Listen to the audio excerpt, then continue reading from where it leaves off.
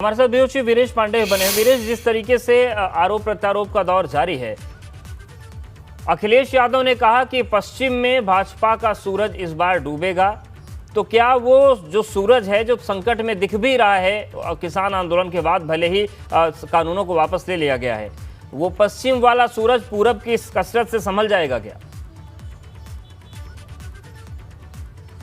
देखिए, पश्चिम का सूरज हो या पूरब का सूरज है, सूरज तो सूरज है। पश्चिम में डूबे, पूरब में डूबे, जहां भी डूबेगा लेकिन अस्त हो जाएगा, उस सत्ता में नहीं आएगा। लेकिन भारत की राजनीति में, यूपी की राजनीति में जिन्ना जोकर के बाद लाल टोपी आज केंद्र में आ गया है।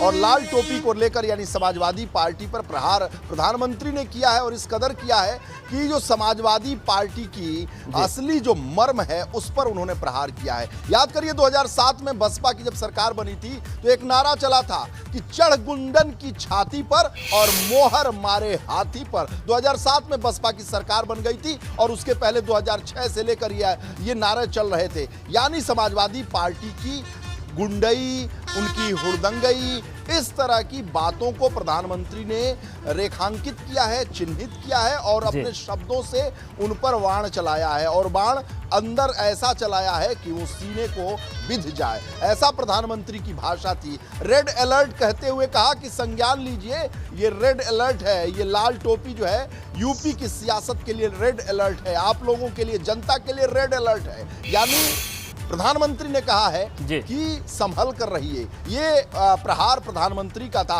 इतना तीखा प्रहार उनके जो पिछले बिल्कुल मनोज पांडे जी, कहीं इसकी वजह ये तो नहीं थी कि चंदौली में डिप्टी एसपी को जिस तरीके से आपके नेताओं और कार्यकर्ताओं ने धक्का मुक्की की और पीटा, यही वजह तो नहीं थी? नहीं, बिल्कुल वजह ये थी कि गोरखपुर में जिस तरीके से व्यापारी की हत्या हो गई, जिस तरीके से अर्चना नाम की एक 14 साल की बेटी की भारतीय जनता पार्टी की सत्ता के संरक्षण में रेप ही नहीं हुआ, उसकी दर्दनाक हत्या कर दी गई, जिस प्रकार महोबा के एक व्यापारी इंद्रमणि की हत्या कर दी गई और पूर्व नियोजित हत्या कर दी गई, जिसका एक आरोपी आईपीएस अधिकारी है और आज भी वो फरार है।